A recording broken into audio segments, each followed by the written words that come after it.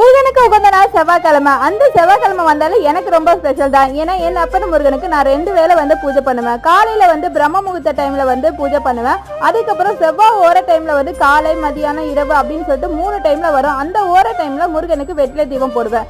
பிரம்மமுகூர்த்த விளக்கு நமக்கு நாள் கணக்குப்படி செய்யலாம். எப்படின்னா சில பேருக்கு 11 நாள், 21 நாள், 48 நாள் அப்படின்னு சொல்லிட்டு நம்ம பிரம்மமுகூர்த்த விளக்கு பண்ணலாம்.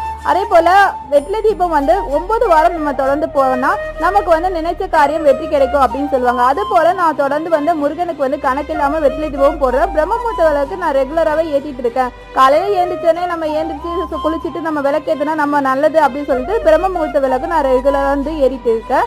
அதுக்கப்புறம் இன்னைக்கு நல்லபடியா சாமி கும்பிட்டு முடிச்சுட்டு முருகனுக்கு தீப ஆரணை காட்டிட்டு நல்லபடியா சாமி கும்பிட்டது மனசுக்கு நிம்மதியா இருந்தது. ஆறுமுகம் அருளிடம் ஆனந்தினமும் ஏறுமுகம். ஓம் சரவண பவ. இந்த வீடியோ உங்களுக்கு பிடிச்சிருந்தா லைக் பண்ணுங்க, ஷேர் பண்ணுங்க, கமெண்ட் பண்ணுங்க. மறக்காம சப்ஸ்கிரைப் பண்ணிட்டு போங்க.